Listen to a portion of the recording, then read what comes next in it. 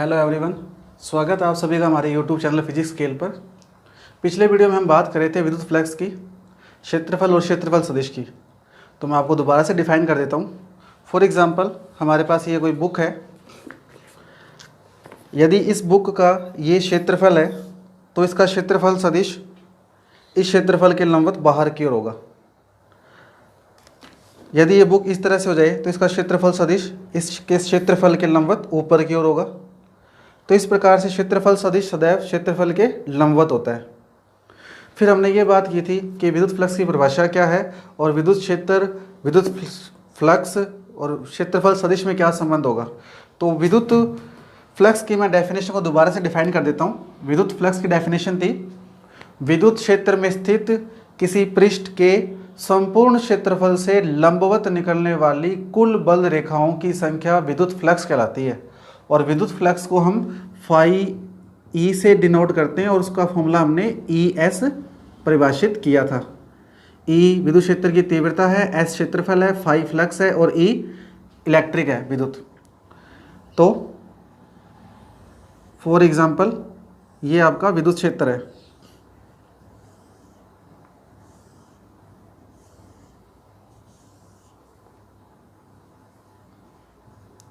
ये आपके पास ई तीव्रता का विद्युत क्षेत्र है और यहाँ आपके पास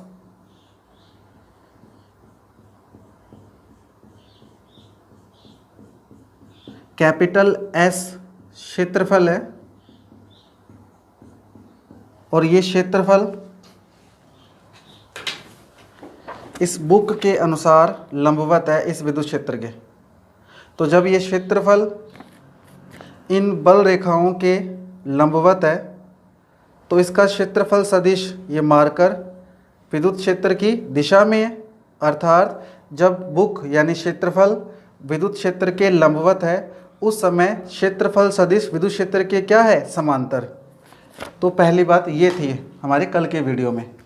फॉर्मूला कैसे डिफाइन किया था हमने, वो ये था, विद्युत क्षेत्र में स्थित किसी पृष्ठ से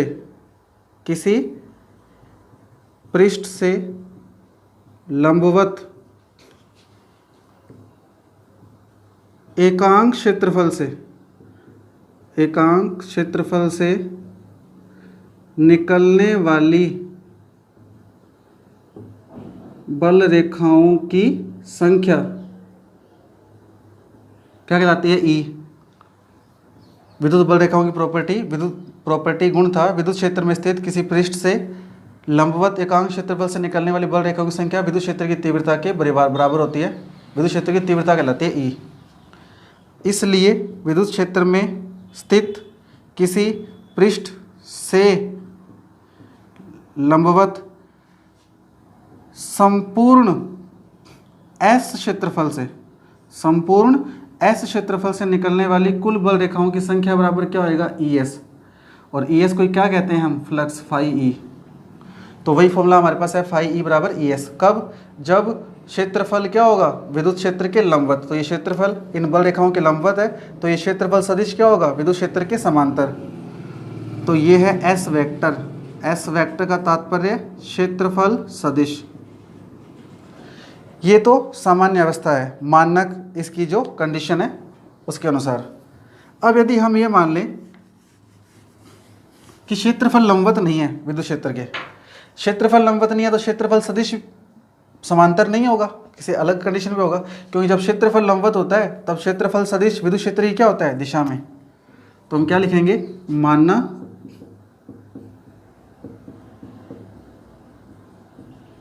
क्षेत्रफल सदिश एस वेक्टर विद्युत क्षेत्र की दिशा से थीटा कोण पर स्थित है। तो जब ये कंडीशन होगी तब क्या होगा, देखिए,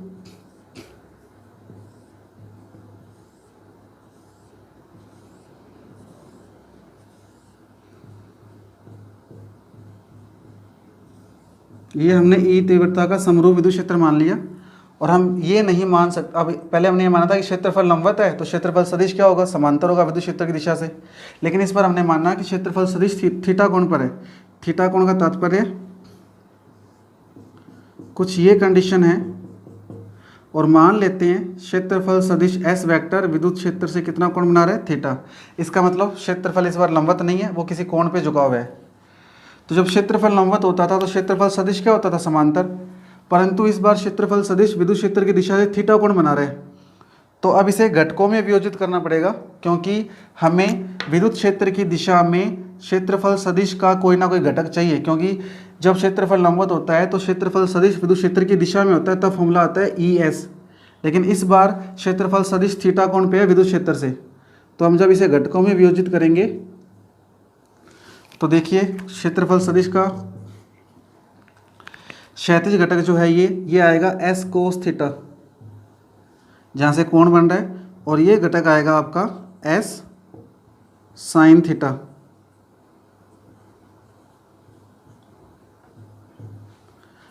तो अब फॉर्मूला क्या बनेगा हमारे पास, अब फॉर्मूला बनेगा विद्युत फ्लक्स का फाई ई बराबर ई, विद्युत क्षेत्र ई तो आएगा ही आएगा।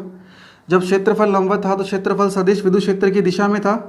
तो अब जब क्षेत्रफल सदिश विद्युत क्षेत्र की दिशा से थीटा कोण पर है तो हमें क्षेत्रफल सदिश का वो घटक चाहिए जो विद्युत क्षेत्र की दिशा में हो। तो देखिए एस कोस थीटा घटक और एस साइन थीटा घटक, इनमें से कौन सा घटक विद्युत क्षेत्र की दिशा में है। तो विद्युत क्षेत्र की दिशा के लंबवत है एस साइन थीटा, क्योंकि एस साइन थीटा ऐसे होगा यूं, जबकि विद्युत क्षेत्र इस तरह से है।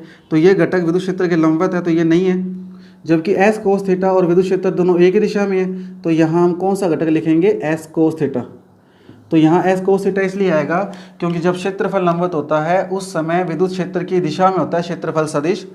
लेकिन जब क्षेत्रफल सदिश थीटा कोण पे चला गया तो उस समय हमें विद्युत क्षेत्र की दिशा में ही क्षेत्रफल सदिश का घटक चाहिए। और कौन सा घटक विद्युत क्षेत्र की दिशा में है, एस कोस थीटा, जबकि एस साइन थीटा क्या है, विद्युत क्षेत्र के लंबवत। इसलिए हमने एस कोस थीटा घटक लिया है जो कि विद्युत क्षेत्र की दिशा में है। तो कुल मिला के फ्लक्स का फॉर्मूला आएगा फाई बराबर ई एस कोस थीटा। कब, जब क्षेत्रफल सदिश थीटा कोण पे होगा। और इसी फॉर्मूले को हम इस तरह से लिख सकते हैं, फाई ई बराबर ई वेक्टर डॉट एस वेक्टर। क्यों, क्योंकि दो सदिश राशियों के साथ ई वेक्टर विद्युत क्षेत्र सदिश है, एस क्षेत्रफल सदिश है, ये भी सदिश है। और जब दो सदिश के साथ कोस आता है तो उनके साथ क्या लगता है, डॉट प्रोडक्ट, अदिश गुणनफल। तो फाई ई बराबर आएगा ई वेक्टर डॉट एस वेक्टर। इसका मतलब फ्लक्स का जो मान है, फ्लक्स का जो सूत्र है वो विद्युत क्षेत्र और क्षेत्रफल सदिश के अदिश गुणनफल के बराबर होता है। फिर हमने ये बात की थी कि फ्लक्स अदिश राशि है क्योंकि फ्लक्स होता है बल रेखाओं की संख्या। साथ ही साथ इन दो सदिश राशियों का अदिश गुणनफल हो रहा है, और दो सदिश राशियों के अदिश गुणनफल से जो राशि मिलती है वो भी क्या होती है, अदिश होती है। इसका मतलब फ्लक्स कैसी है, अदिश राशि। पिछले वीडियो में हमने इसका मात्रक पढ़ा था, न्यूटन प्रति कूलम इंटू मीटर स्क्वायर। इसकी विमा पढ़ी थी हमने, m1 l3 t-3 m-1, राशि का प्रकार पढ़ा था अदिश। और आज से मैंने आपको दोबारा उसी चीज़ को डिस्क्राइब किया जो हमने पिछले वीडियो में अध्ययन किया था। अब हम चलते हैं इसके आगे के केस के बारे में, इसके आगे की विशेष स्थितियाँ क्या क्या है। तो हम आगे नेक्स्ट बढ़ते हैं। उम्मीद करता हूँ आपको ये टॉपिक अब तक समझ आ चुका होगा, हमने 2 बार रिवाइज कर लिया इसे। अब देखिए विशेष स्थितियाँ क्या है। फ्लक्स की 3 कंडीशंस हैं, केस फर्स्ट, केस सेकंड और केस थर्ड। केस फर्स्ट क्या है, जब क्षेत्रफल विद्युत क्षेत्र के लंबवत हो। जब क्षेत्रफल विद्युत क्षेत्र के क्या हो, लंबवत, अर्थात क्षेत्रफल सदिश विद्युत क्षेत्र के समांतर होगा। जब क्षेत्रफल विद्युत क्षेत्र के लंबवत होगा उस समय क्षेत्रफल सदिश क्या होगा, विद्युत क्षेत्र के समांतर। और हम फ्लक्स का फॉर्मूला भी लेके चलते हैं। फ्लक्स का फॉर्मूला था ई एस कोस थीटा। यहाँ थीटा किस किस के मध्य बन रहा था, हमने डायग्राम बनाया था। थीटा बन रहा था विद्युत क्षेत्र और क्षेत्रफल सदिश के मध्य। तो क्षेत्रफल सदिश और विद्युत क्षेत्र के मध्य थीटा ज्ञात करना है। तो देखते हैं इसका डायग्राम बनाते हैं क्या होगा। ये आपके पास विद्युत क्षेत्र है,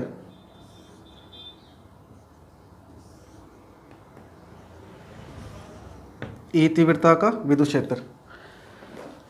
ध्यान दीजिए, कक्षा 12 गणित मैथ लिखा हुआ है, ये पोर्शन देख रहा हूँ मैं इसका। ये क्षेत्रफल इस विद्युत क्षेत्र में इस प्रकार से स्थित है, तो ये क्षेत्रफल विद्युत क्षेत्र के क्या है, लंबवत। क्षेत्रफल विद्युत क्षेत्र के लंबवत है। अब इसका क्षेत्रफल सदिश ये होगा, क्षेत्रफल सदिश विद्युत क्षेत्रफल के क्या होता है, हमेशा लंबवत। तो जब क्षेत्रफल विद्युत क्षेत्रफल जो विद्युत क्षेत्र के लंबवत है, परपेंडिकुलर है, तो ये क्षेत्रफल सदिश विद्युत क्षेत्र के क्या है, देखिए एक ही दिशा में है दोनों, तो समांतर हो गया। तो क्षेत्रफल सदिश विद्युत क्षेत्र के क्या है, समांतर। तो ये कंडीशन होगी। इसका मतलब कुछ इस प्रकार से डायग्राम इसका ड्रॉ होगा। क्षेत्रफल लंबवत है, लेकिन क्षेत्रफल सदिश या मार्कर विद्युत क्षेत्र के क्या रहेगा, समांतर। तो ये एस वेक्टर, थीटा बन रहा है ई वेक्टर और एस वेक्टर के मध्य, यानी थीटा का मान कितना हो जाएगा, 0। कितना हो जाएगा, 0। तो इसमें फ्लक्स का मान क्या आएगा, फाई ई बराबर ई एस कोस 0। कोस 0 की वैल्यू 1, तो फ्लक्स की वैल्यू आएगी ई एस। फ्लक्स की वैल्यू क्या आएगी, ई एस, क्योंकि कोस 0 का मान होता है 1। फ्लक्स का मान क्या होता है, 1। देखिए सेकंड केस, जब क्षेत्रफल विद्युत क्षेत्र के समांतर हो, अर्थात क्षेत्रफल सदिश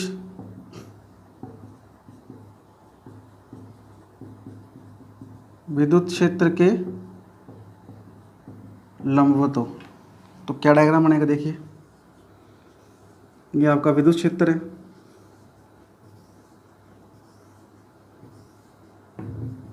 ये वेक्टर। फर्स्ट केस में ये इस प्रकार से था, क्षेत्रफल लंबवत था, विद्युत क्षेत्र के क्षेत्रफल सदिश ऑटोमेटिक क्या हो गया, समांतर हो गया ये दोनों। अब क्षेत्रफल विद्युत क्षेत्र के समांतर है, ये विद्युत क्षेत्र है, तो ये क्षेत्रफल है, ये मैथ लिखा हुआ, ये समांतर हो गया। तो ये जो क्षेत्रफल है ये इस विद्युत क्षेत्र के क्या है, समांतर।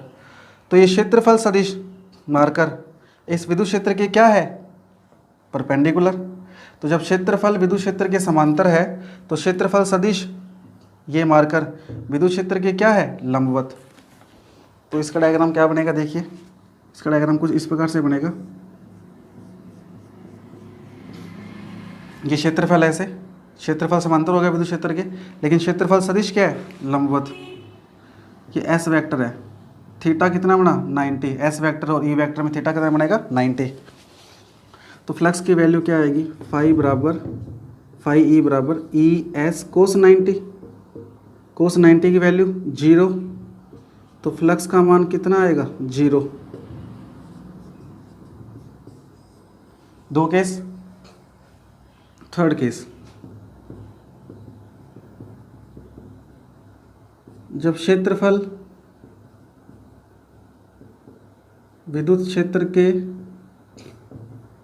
लंबवत हो, अर्थात क्षेत्रफल सदिश विद्युत क्षेत्र के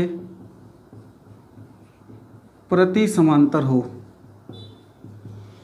अब ये बात थोड़ी सी देखने वाली है, क्षेत्रफल तो लंबवत है, लेकिन विद्युत क्षेत्र के क्षेत्रफल सदिश क्या होगा, प्रति समांतर। अब वो बात देखिए, मैंने आपको ये बताया था कि गणित मैथ को देखना था, ये पोर्शन था, क्षेत्रफल लंबवत था, क्षेत्रफल समांतर हुआ। अब क्षेत्रफल वापस लंबवत है, लेकिन जिस पार्ट से पहले बल रेखाएं बाहर निकल रही थी, यहाँ से बल रेखाएं बाहर निकल रही थी, ये समांतर हुआ। अब इस मैथ वाले पार्ट में इस हिस्से में बल रेखाएं प्रवेश कर रही है, इसलिए मैंने क्या लिखा है, क्षेत्रफल सदिश विद्युत क्षेत्र के क्या होगा, प्रति समांतर। कैसे, देखिए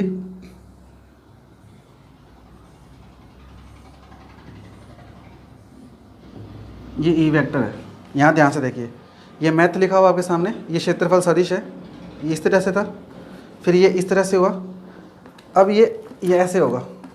तो क्षेत्रफल सदिश तो इस ओर है, मेरी आंखों की ओर, मेरे फेस की ओर, जबकि विद्युत क्षेत्र क्या है, उधर। तो क्षेत्रफल सदिश इस साइड में हो गया यहाँ, और ई वेक्टर इधर है, तो थीटा कितना बना, 180। तो विद्युत क्षेत्र के क्या हो जाएगा, प्रति समांतर। कौन, क्षेत्रफल सदिश। तो थीटा का मान क्या होगा, 180।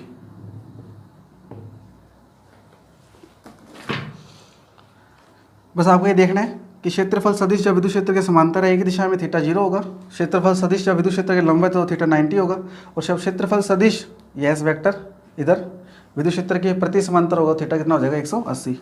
तो फ्लक्स का मान क्या आएगा, फाई ई बराबर ई एस कोस 180, कोस 180 का मान -1, तो आंसर क्या आएगा माइनस ई एस।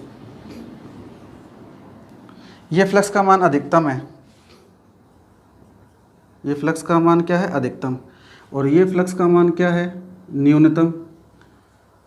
मैं यहाँ ले देता हूँ, फ्लक्स का मान फाई ई बराबर अधिकतम है, पॉजिटिव है, धनात्मक है। ये फ्लक्स का मान क्या है न्यूनतम मिनिमम है, और कैसा है नेगेटिव ऋणात्मक है। विद्युत क्षेत्र यूँ था और ये आपका हाथ का ये हथेली सामने दिख रहा है आपको, और ये क्षेत्रफल सदिश है, ये कंडीशन थी। बल रेखाएं इस हथेली से बाहर निकल रही है, फिर ये कंडीशन हुई, क्षेत्रफल समांतर हो गया, क्षेत्रफल सदिश क्या हो गया लंबवत। फिर ये कंडीशन हुई, क्षेत्रफल लंबवत है, क्षेत्रफल सदिश इस दिशा में हो गया, विद्युत क्षेत्र इस दिशा में, थीटा कितना बना 180। तीनों केस को हम ध्यान से देखें, क्षेत्रफल लंबवत, क्षेत्रफल सदिश विद्युत क्षेत्र के समांतर, क्षेत्रफल समांतर, क्षेत्रफल सदिश विद्युत क्षेत्र के लंबवत, क्षेत्रफल लंबवत, क्षेत्रफल सदिश विद्युत क्षेत्र के प्रति समांतर। यहाँ जब क्षेत्रफल सदिश विद्युत क्षेत्र के समांतर है, थीटा का मान 0 होने से इसका मान पॉजिटिव आ रहा है, धनात्मक आ रहा है, अधिकतम है, और ये बल रेखाएं इस हथेली के इस पृष्ठ से बाहर निकल रही है, यानी फ्लक्स यानी बल रेखाओं की संख्या निर्गत है। जो फ्लक्स है फाई वो कैसा है निर्गत। निर्गत का मतलब बाहर निकल रहा है हथेली से, ये बल रेखाएं क्या निकल रही है बाहर यहाँ से। फ्लक्स का मतलब बल रेखाओं की संख्या बाहर निकल रहा है। इस कंडीशन में तो 0 ही है, ना निकल रहा है ना प्रवेश कर रहा है। इस कंडीशन में क्षेत्रफल लंबवत है, ये विद्युत क्षेत्र है, ये क्षेत्रफल सदिश है, फ्लक्स का मान क्या है माइनस, क्यों थीटा 180 बन रहा है प्रति समांतर होने के कारण, न्यूनतम है, ऋणात्मक है। पहले इस हथेली के इस फेस वाली साइड में ये बल रेखाएं बाहर निकल रही थी, अब ये बल रेखाएं यहाँ इसमें प्रवेश करेंगी, टकराएंगी यहाँ आगे। इसका मतलब ये फ्लक्स कैसा है प्रवेशित, ये फ्लक्स कैसा है प्रवेशित। तो जो फ्लक्स प्रवेश करता है पृष्ठ में वो नेगेटिव होता है, जो फ्लक्स बाहर निकलता है वो कैसा होता है पॉजिटिव। और इस बात को हम लेसन फर्स्ट से ज्वाइन कर सकते हैं, रीज्वाइन कर सकते हैं। कैसे, अगर आपको बल रेखाएं याद है, किसी प्लस आवेश के कारण बल रेखाएं कैसे निकलती थी बाहर की ओर, प्लस आवेश के कारण बल रेखाएं कैसे निकलती थी बाहर की ओर। ध्यान से देखिए, ये हथेली का पृष्ठ, ये बल रेखाएं यहाँ से बाहर निकल रही है, तो बल रेखाएं जब बाहर निकलती है, ये बल रेखाएं जब बाहर निकलती है तो आवेश कैसा होता है पॉजिटिव। आवेश पॉजिटिव है तो बल रेखाएं संख्या बाहर निकलेगी, यानी बल रेखाओं की संख्या को क्या बोलते हैं फ्लक्स। तो फ्लक्स कैसा होना चाहिए पॉजिटिव होना चाहिए, क्योंकि प्लस आवेश के कारण तो फ्लक्स भी पॉजिटिव होगा, बल रेखाएं भी पॉजिटिव होंगी। तो देखिए ये पॉजिटिव ही आ रहा है। इसका मतलब जब किसी पृष्ठ से बल रेखाएं बाहर निकलती है तो वो पॉजिटिव होती है, क्योंकि प्लस आवेश के कारण बल रेखाएं हमेशा बाहर निकलती है। ऋणावेश के लिए बल रेखाएं कैसे थी, ऋणावेश के लिए बल रेखाएं थी अंदर की ओर, अंदर की ओर आती है, एक बिंदु पे इकट्ठी होती है। ये देखिए, ये क्षेत्रफल तो लंबवत है, लेकिन ये क्षेत्रफल सदिश क्या है इस दिशा में, विद्युत क्षेत्र के एंटी पैरेलल है। विद्युत क्षेत्र उस दिशा में, क्षेत्रफल इस दिशा में, थीटा कितना बना 180, फ्लक्स का मान आया ES, न्यूनतम है, ऋणात्मक है। अब देखिए, जो बल रेखाएं पहले यहाँ से निकल रही थी, अब वही बल रेखाएं इसमें क्या करेंगी, यहाँ पर ये बल रेखाएं इस हथेली में क्या करेगी, जब इसके अंदर आ जाएगी हथेली यहाँ पर, तो ये बल रेखाएं क्या करेगी इसमें प्रवेश करेंगी। तो देखो मैंने क्या लिखा है प्रवेशित। और यहाँ भी देखिए, ऋणावेश के लिए बल रेखाएं क्या करती है, एक बिंदु पर प्रवेश करती है, इकट्ठी होती है। तो जब ऋणावेश के लिए बल रेखाएं इकट्ठी होती है, इसका मतलब जब फ्लक्स का मान नेगेटिव होगा, ऋणात्मक होगा, तब बल रेखाएं किसी पृष्ठ में प्रवेश करेंगी, क्योंकि प्रवेश करने वाली बल रेखाएं हमेशा ऋणात्मक आवेश के लिए होती है। तो यहाँ भी देखिए फ्लक्स का मान कैसा है नेगेटिव। तो ये सारी बल रेखाएं यानी विद्युत बल रेखाओं की संख्या यानी फ्लक्स कैसा है नेगेटिव, क्योंकि ऋणावेश के लिए बल रेखाएं अंदर आती है। और यहाँ भी देखिए, जब ये बल रेखाएं इसमें प्रवेश करेगी तो इसका मान कैसा आ रहा है नेगेटिव। इस प्रकार जो बल रेखाएं पृष्ठ से बाहर निकलती है वो धनात्मक होती है, अधिकतम होती है, और वो निर्गत होती है, बाहर निकलती है। जो बल रेखाएं किसी पृष्ठ में प्रवेश करती हैं, प्रवेश करने बल रेखाएं हमेशा कैसी होती है ऋणात्मक होती है और न्यूनतम होती है। और इस कॉन्सेप्ट को आप बल रेखाओं के टॉपिक से जोड़ सकते हैं, रीजन कर सकते हैं, ताकि आपको कॉन्सेप्ट थोड़ा सा अच्छे से समझ आ जाए कि धनात्मक आवेश के लिए बल रेखाएं बाहर निकलती है। तो देखिए यहाँ पर ये धनात्मक है तो बल रेखाएं बाहर निकलेगी, निर्गत होगी, और निर्गत ही हो रही थी ये। ऋणात्मक आवेश की बल रेखाएं क्या होती है, अंदर होती है, प्रवेश करती है। तो देखिए ये माइनस है और माइनस के कारण देखिए इसमें ये बल रेखाएं क्या करेंगी, प्रवेश करेंगी। इस प्रकार से आपका विद्युत फ्लक्स का टॉपिक यहाँ पे कंप्लीट हो जाता है विद केस। कुछ छोटी छोटी बातें और है वो आपको मैं डिफाइन कर देता हूँ यहाँ। फॉर एग्जाम्पल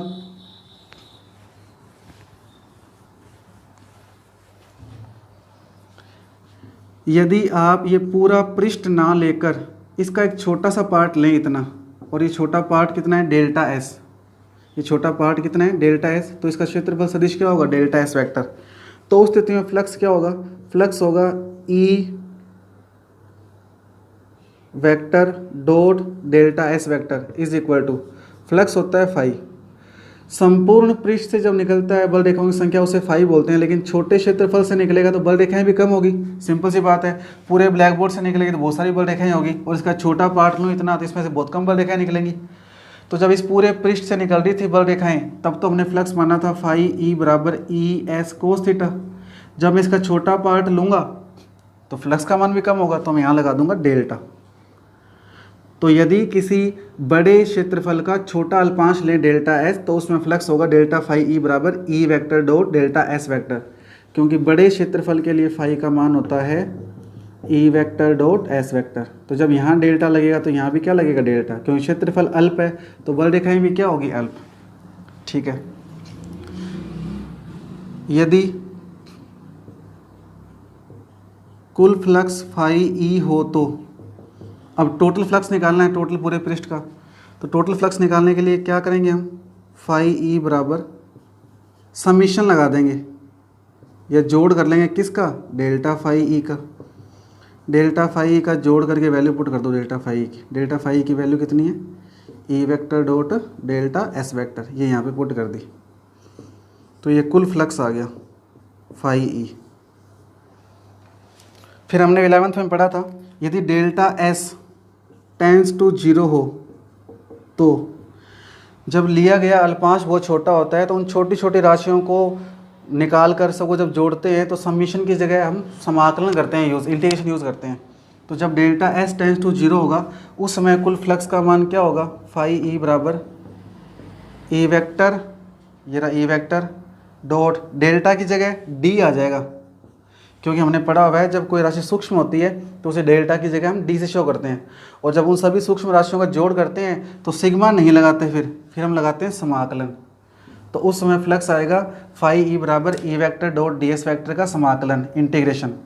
दोबारा देखिए, यदि डेल्टा एस टेंस टू 0 हो अर्थात डेल्टा एस अति सूक्ष्म हो, क्या हो, अति सूक्ष्म, तो डेल्टा की जगह क्या आएगा, डी एस।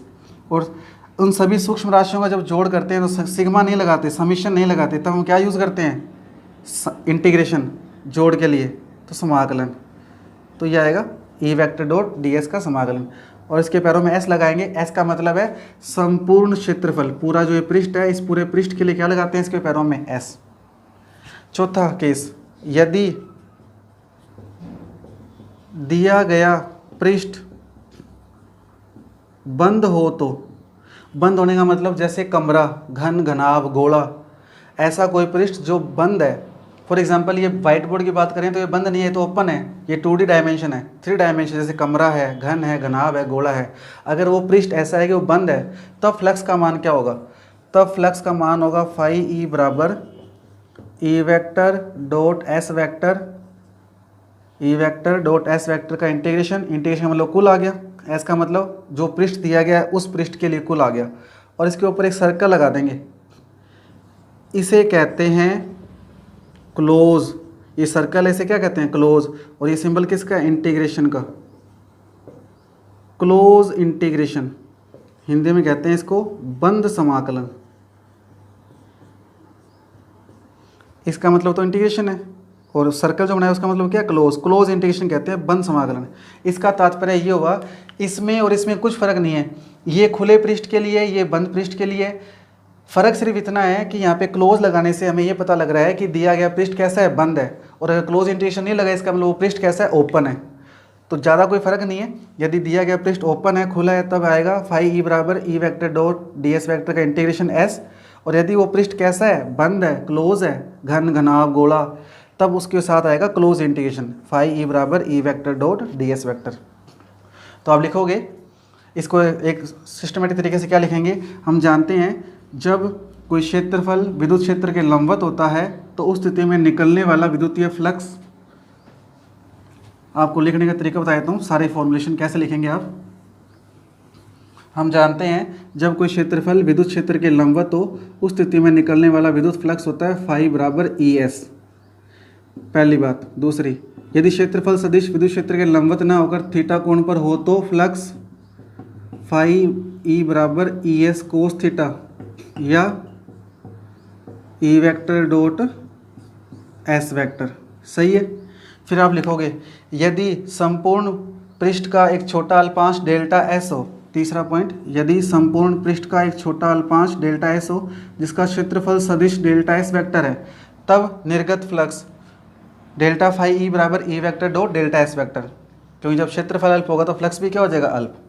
फिर आप लिखोगे अतः संपूर्ण पृष्ठ से निकलने वाला कुल फ्लक्स फाई ई बराबर चौथा पॉइंट लिखोगे, यदि अतः संपूर्ण पृष्ठ से निकलने वाला कुल फ्लक्स फाई ई बराबर summation delta phi E. Delta phi E की वैल्यू पुट कर देंगे क्या, E vector dot delta S vector. पांचवा पॉइंट, यदि डेल्टा एस टेंस टू 0 हो तो, अर्थात क्षेत्रफल अल्पांश अति सूक्ष्म हो तो फाई ई बराबर इंटीग्रेशन ई vector dot D S vector S. Integration क्यों आया, क्योंकि जब सूक्ष्म राशियाँ जुड़ती है तो उसमें समेशन की जगह सिग्मा की जगह हम समाकलन यूज़ करते हैं। और डी एस क्यों आया, क्योंकि डेल्टा एस बहुत छोटा है तो डी एस आएगा, तो ई vector dot D S vector और समेशन की जगह समाकलन एस। फिर छठा पॉइंट, यदि दिया गया पृष्ठ बंद हो तो निर्गत फ्लक्स फाई ई बराबर क्लोज इंटीग्रेशन ई vector dot D S vector. ये आपके 6 प्रकार से लिखने का तरीका फ्लक्स को। तो उम्मीद करता हूँ आप लोगों को ये टॉपिक बिल्कुल अच्छे तरह से समझ आ गया होगा। फिर भी अगर इसका कोई संबंधित डाउट रहता है तो आप अपनी क्वेरी अपना कमेंट बॉक्स में क्वेश्चन को पुट कर सकते हैं, उसका जवाब आपको दे दिया जाएगा। आप सभी का धन्यवाद।